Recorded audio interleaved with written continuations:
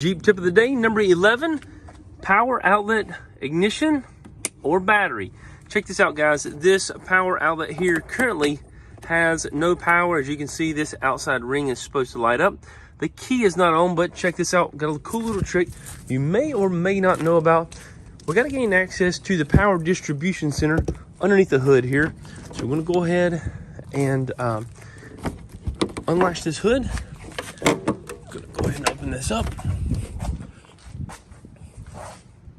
Now, as you can see here, I have a massive 150 amp circuit breaker here for my power inverter that's in the back.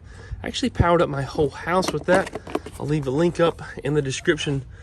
But as you can see here, we're going to be talking about this fuse right here. All right, that little 20 amp fuse right there, as you can see, you can move it over to the left or to the right.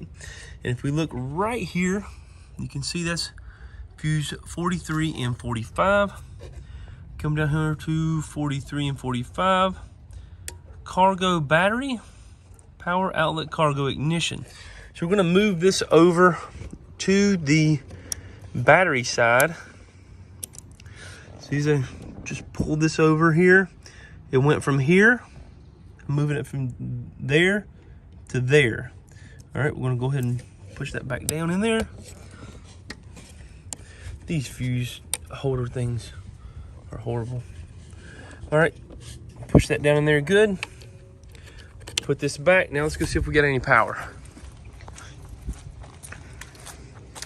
Voila, check it out. Now you got power all the time. The key is not on, and we've got power. Guys, I hope you like that quick little tip there. If you like this kind of Jeep information, make sure you subscribe to the channel and hit this like button. Also, if you want to take a deeper dive into your Jeep, make sure you go to BrandonHainline.com and look up for the Just Ask Brandon Mentorship Program. This is where we can go one-on-one with your Jeep, and I can answer any questions that you may have. Thanks, guys. Hope you have a great day, and we'll see you next time.